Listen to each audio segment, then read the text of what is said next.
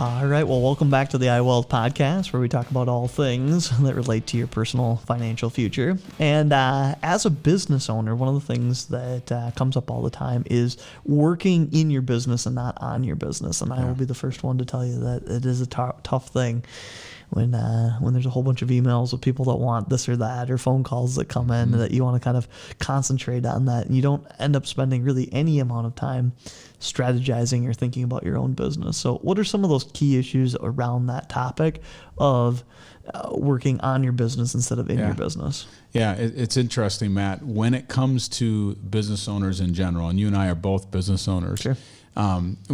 If something's not going right, we're going to try to figure it out, and we will figure it out, and we'll move down a different path. Yep. The problem becomes 5 years, 10 years, 15, 20 years into it.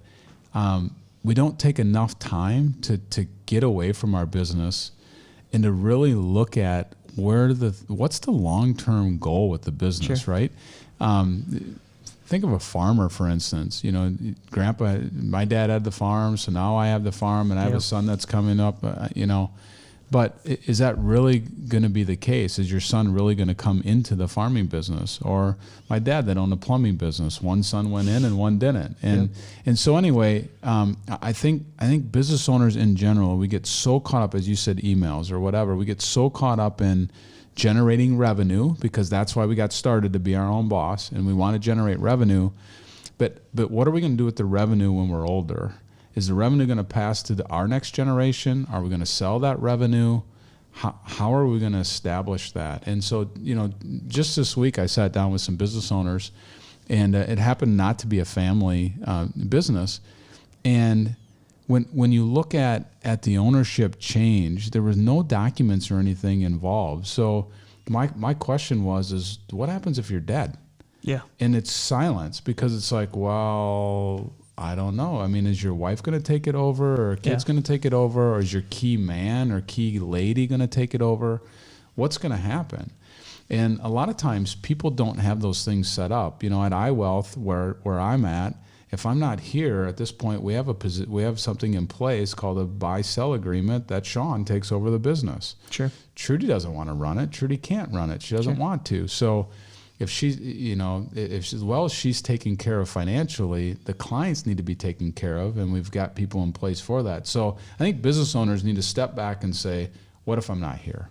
Sure. If I retire, if I get disabled, or I'm dead, where's the business going to go? So is this something that you guys are equipped to kind of help the clients have that conversation around and kind of help guide them through? Is that what you're leaning towards? Yeah, and we do it a lot. I primarily work with small business owners, and I love having this conversation with them, because they're not doing it. So we're pulling them out of their business. A lot of times you go do your taxes, the accountant is so busy, he's not having this conversation because he's just trying to save you money this year. You go to the attorney and you say, I need a will to get you a will. They're not always having this conversation. So we're able to get our clients around the table and give them the what ifs and start having this conversation. We're not drawing up those documents. We're working with their CPA or their attorney to help them do it, or getting them to somebody that can help them. But having the conversation, being that kind of CFO for their business, outside of their business, and making them accountable to what's going to happen down the road. The biggest sin that I see from business owners is not communicating the plan. So if they finally get to a plan, but it's in their head and it's not written out, or it's not communicated, go back to the farming situation. So dad and mom decide that George, their son's going to take over the farm, but you got Sally and Steve that aren't on the farm, and it might not be equal, right? It just might not be equal. The farmland's worth more or whatever, but their son has been in the farm and he's going to get it. What I've learned is that if we can have a family meeting and put those kids around the table, and dad can be the son of a gun, telling them this is what's going to happen, I have a lot better chance of those three siblings having Thanksgiving dinner together when dad and mom are gone. Sure. Because dad did it. Versus reading a document, dad and mom are gone, and then trying to interpret the document. It's going to say that George gets the farm, but it doesn't have the context of why from dad, right? There's not that fluffy. So I think having a family meeting, getting these business owners to think about what happens when you're not here, and then getting the legal documents in place. But lastly, having that meeting so that they communicate it is so, so important. Yeah, and you almost have to have somebody that works kind of as an arbitrator, as a person in the room that's a third party to keep the conversation on track. Yeah. So it doesn't become just about the old childhood memory or she said, he said, on the negative side. Right. Thinking about that room and those people, is it one conversation or is this a series of conversations? Or is it this usually plays out over the course of a year or two to get to the point that everyone's at the table? Talk me through that part of the process. How does it work for most of these small businesses? Yeah, for the most part, it starts with us and that business owner, the husband and wife or whoever owns that business, having this conversation about what's the next generation or what's it look like? What's your exit strategy? Do you have legal documents? You get that stuff in order.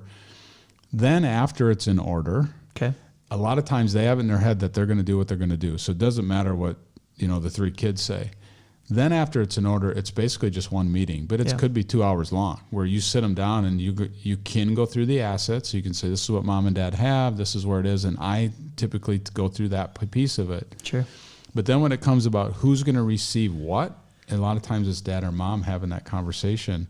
And the kids understand their parents better than that legal document. And so even if they're not happy, at least it's mom and dad doing it so those siblings continue to get along. Sure. Families get ripped apart all the time over money, businesses, and things like that. So communication is the number one thing. If it lacks communication, it's going to be a hard time for those kids to get along after the fact. And so I just think that family meeting is just so important. And I don't think that there's an age either.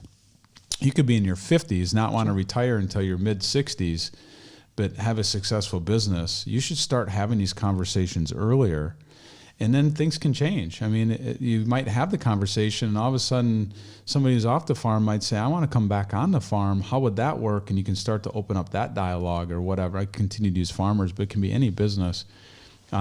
It's just an interesting part. It's a part that I love about the business that I'm in, to be able to help facilitate these meetings. The part that I think is super interesting about it is when you work as a facilitator and you do have dad that's saying, here's my game plan for how I would like my estate settled out.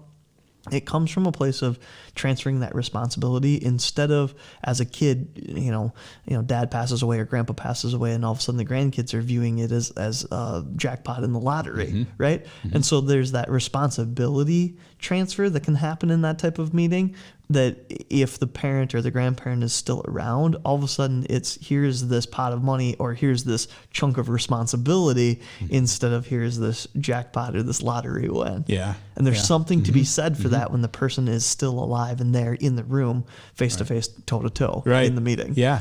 And what's been eye-opening for me over the last 20 plus years of doing this is I always thought it would be the kids that would be uneasy and mad at mom and dad or whatever. I hope it's the parents. You know what the biggest hurdle is? The biggest hurdle is to be able to get mom and dad to open up. Yeah. To even have the meeting. Yeah.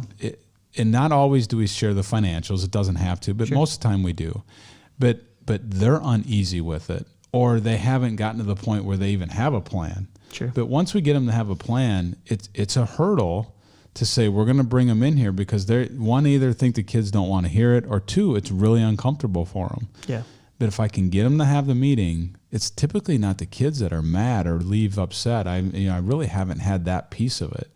It's just getting mom and dad across that we got to have it. We've got to tell these kids what's going to happen. It's kind of funny because, as a still fairly young adult, you get to the point of being 25 years old, and it's kind of, by society standards, the last hurdle, right? You get to go and rent that car without having an additional fee to it, right? It's the last hurdle. And I think that as then you get used to, I don't have really any more hurdles in front of me. And kind of what you're telling me today is one of those hurdles that happens really, really late in life is now having this very awkward conversation with your own children. And maybe there is still another rite of passage per se, even as an adult that's in their 50s, 60s, or 70s, years old. Yeah. So.